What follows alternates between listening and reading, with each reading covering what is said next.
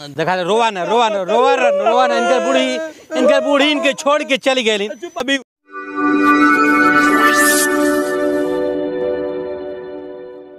नहीं अच्छा ये बताओ। नमस्कार प्रणाम सत श्री अकाल आदाब गोड़ लागतानी। हमार नाम बा अमित प्रताप मिश्र। हम पहुँचल बाटी जनपद गोरखपुर के बेलघाट थाना क्षेत्र के नड़गड़ा जंगा सिंह गांव में, जो सरजू नदी के दियारा में पड़ेला। और यहाँ पे देखी एक कॉमेडी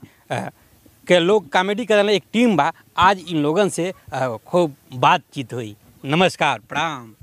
तो सबसे पहले गांव में का बा, तो गांव में हमनी के बाटी अश्लील मुक्त। तो जे भी गांव में का बा, जे भी वीडियो जे भी हमारे भोजपुरिया श्रोता देखत बा, तो सबके पैर झुके प्रणाम बा। गांव में का बा, सबके पैर झुके प्रणाम बा। और बोली साहब, ये जो आप अश्लील मुक्त का जो नारा लगाए हैं, जहाँ की यूट्यूब चैनल पे तमाम अश्लीलता फैली हुई है, यह प्लेटफार्म लोग गंदा मान रहे हैं, लेकिन आपका जो मुहिम है, यह मुहिम कहाँ तक सफल होगा? सफल अब तो एकदम सफल हुई। ऐसे सफल हुई कि अब तक तो हम अकेले रहनी है, लेकिन आज 5-5 न्यूज हमारे घरे आके आप लोग अगर इतना प्यार दुलार बरसौले बाटी, अब तो हम एकदम पूरा जान ले बजरंग बली हो गई हैं। हाँ, और जे भी मतलब जे भी अश्लील देखल है, भैया लोगन हाथ जोड़ के निवेदन बा कि आप लोग अश्लील देखल बंद करी, ताकि आपके परिवार में गंदगी न आवे। हमनी के छोटे कलाकार के एकदम पारिवारिक वीडियो देखी, ताकि आप लोग के पूरे फैमिली में बैठ के देख सकें और एक सीख मिले, एक आनंद मिले। आपके टीम में कितने लोग बांटे? हमारे टीम में बाबू बाटे हैं। सबसे पहले आप अपने चैनल और अपन परिचय कराते हुए और अपने टीम का परिचय कराते। चैनल हमार जो कॉमेडी आवेला हुरदंगी बाबा कॉमेडियन है, एक हुरदंगी बाबा जुल्मी है, और जो गाना आवेला रोमियो विनय चौहान है। तो और हमारे टीम में आज सत्यम बाबू बाड़े, शत्रुघ्न उर्फ गुंगवा बा, और हमारे पतों के किरदार करेनी विजय लक्ष्मी जी, और एक अमित, तुम भी आओ यार, भाग कह रहे हो। तो वो भी लड़का मतलब सिंग अच्छा करता है, अमित गौड़ हैं वो, और सिंगर विनय चौहान जी हैं, दिलीप बाबू जी हैं। भैया हो गोरखपुर जनपद के ये टीम बा, कॉमेडी करेले हुरदंगी बाबा का ये पूरी टीम बा। और ये टीम का हम खासियत जानब और का ये टीम में असलियत मुक्त है, काहे कि जो भी आप लोग अपने परिवार में बैठ के ही पूरा परिवार एक साथ देख सकेला ऊ बा। का बहुत झगड़ा है आप लोगन के सुनीला पतोह में और आप में होला, का बात है, काहे ना झगड़ा होला? झगड़ा ऐसे होला भैया ने कि जब हमार गुंगवा गोदी में रहल, जब सौरी में रहल, तब हमार बुढ़िया उलट के चली गई। अब ये सूपा में से एक सयान कैले बाटी। ओकरे बाद अभी 4 दिन के आ गई नीन, अभी सोचन कि हम गुंगवा के ज्यादा मानिला, करे ज्यादा मेहरारू को मानिला, एक नाते कर कर कर कर कर कर कर कर कैले रहे और देख ना सुधाले। हाँ, का बात है कि आप बताएं, ससुर पतो हरदम लड़ल कर। अरे ये बहुत झूठ बोल रहे हैं, जानते हैं हमार मर्द हमेशा बाहरी कमाला, दुबई हैं कमा के भेजिए। ऊ आई भाई अपन मेहरारू जब काम करे का, जब कटिया के समय थे अपन मेहरारू नहीं रे भेज दी, काम करब हम, और ऊपर से आके कपारे चिल्लैया हमरे, हमेशा लड़ाई झगड़ा करिए। काहे लड़ाई करला भाई, का बात है? लड़ाई नहीं करीला, मान ले करे मेहरारू की डिलीवरी है, अब यहाँ ही नहीं करी है, काम खटाई है तो के दिक्कत हुई, ती बेचारा रक्षाबंधन ने भेज देला। अभी ओके लेके कब खटवास पटवास ली है, जब इनका मर्द आ जाए कहीं से तो लगिया झाड़ू मारे, ओकरे पहले खटवा लेकर कह के कह रहे नीन, और हम कह दिला ये बहनी उठा झाड़ू पोछा मारा, और समय से खाना नहीं बनेबू, समय से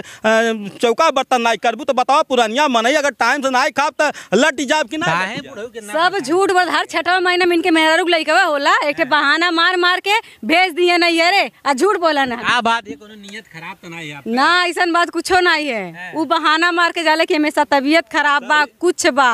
हाँ, और इनके ओही के ढेर माने ने। अच्छा, काहे मानाला भाई, काहे पतो यग नहीं मानाला? वो इनहू के मानिला उनहू के मानिला हम। हाँ, दोनों जन के बरोबर है मानिला। अभी बढ़हन होइन कहें कि हम राज से उठा करे तो तुके सताई, अब बेचारी गरीब घर का लड़की वो बतावा, हम न माई बाप हैं ओके मानम नहीं भैया। बिल्कुल बिल्कुल माने, सब झूठ बोले नहीं। इनके हमेशा झाड़ू बर्तन टाइम पे, चाय 6 बजे चाय मिल जाला, 9 बजे इनके खाना मिल जाला, लेकिन इनका आदत ये चिल्लाई लेके हमेशा लड़ल करे न, जरा न देखिए काहे देख के जरा भैया, हम तनको नहीं जरीला। अब दिन पतो है कि मानल जाला भाई भैया, अब कितना मानी? अभला भलू बोल नहीं, अगर तो वहू कहीं झगड़ा जानी, अपने बेटी पतो का अभला भलू नहीं के बोला। आड़े आड़े जाके मड़ई किनारे जाके फूल दिए, कौन वाला फूल कहिया वाला बलू ए भैया हम लोटा में पूजा करे गईनी फूल तोड़ के ले यानी गिर गल कहानी पतो या ले आके अड़लो फुलवा धो ले आ इनके लगल जैसा इनके हमका न प्रपोजन करत है बतावा इनका दिमाग सनकल है ना। आई लव यू का आई लव यू अबलबलू मतलब आई लव यू ई कहन आप बोलती हैं ई हमके कहन है का भाई कैसा नहीं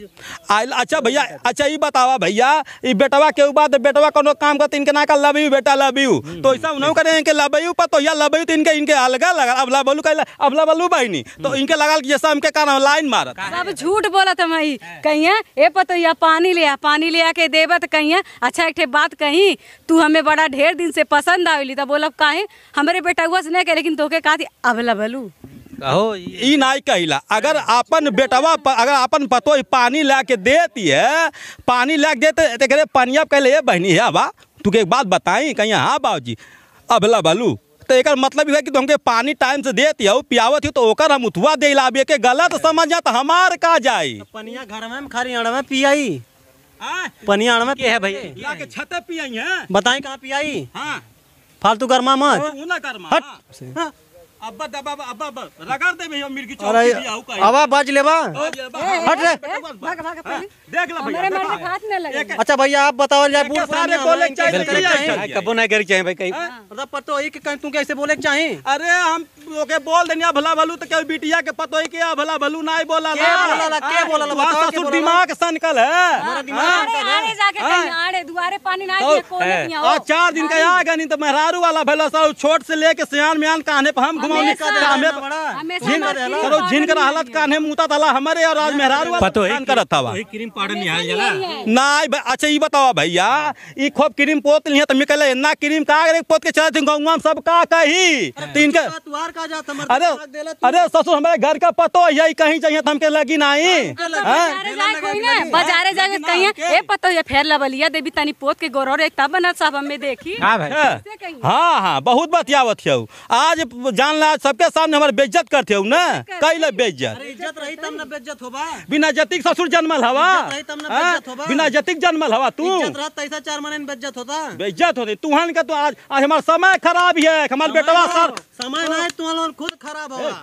तू चुप रहने काट दे बब्बे ई तो और छिनार ई बहुत बड़ा छिनार गुंगवा हाँ बहुत बतियावत हो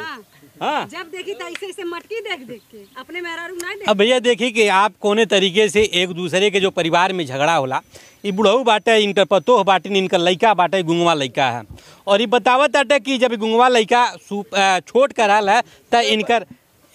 देखा रोवा न इनकर बूढ़ी इनके छोड़ के चली गई बस ई माई के मोहब्बत बा जन्मा के गए हो ना वगिला सोगिला जन्मा के आज हमके हमारे बेटा हुआ देख ले भैया देख ले ये देखी जब बूढ़ी इनके छोड़ के चली गई है गुंगवा लइका के सूपा में पाल के सियान कैले और ये लइका तुम पढ़ा लिखा के एक कुछ बनावे के कोशिश कैले पतो ये देखी अंग्रेजी स्टाइल वाली लेके आयल बाटे जोन की हाँ भैया दूध बेच के हमारे दूठे पड़वा लेकर फीसी खातिर हम दोनों पड़वा बेच दे आज हमारे एहसान भुला गई नहीं बड़का पड़वा तो रखले हमारे अच्छा हाँ सही रे बेटा ते हमारे लाठी सहारा बनबे बैठा खियावा गन्नो देखी भैया आपके दिखावत नहीं जहाँ पे ई देखी ई बेचारे के आवाज ना बा ई छोटे से लेके सूपा में जब रहल तब से भैंसी गाय के दूध पिया के सियान बना के आज पहलवान बना दिल बाटे वहाँ एक लड़का के पढ़ा लिखा करके खेत बाड़ी रेहन धई के पढ़ा के सरकारी नौकरी दियावे करता ना जब एक जब बताएंगे टीविया है जब एक स्कूले भेजिला ना तो ससुर जाके का ना है हऊ का रगर खाने हऊ का सुंघल जाला सुरती गांजा हाँ ऐसा कुछ होला सुखी गई ना सुनातरी पतरी सुखी गल ये हमार गुंगे बेटवा भट्ठा पे काम कई एकदम बाहुबली बनल। अब भैया अब सभी लोगन के देखला कॉमेडी में कितना मजा आई और यही तरह से जो छोटे भी यूट्यूबर बाटे वो सीखें और अश्लीलता मुक्त यूट्यूब के बनावें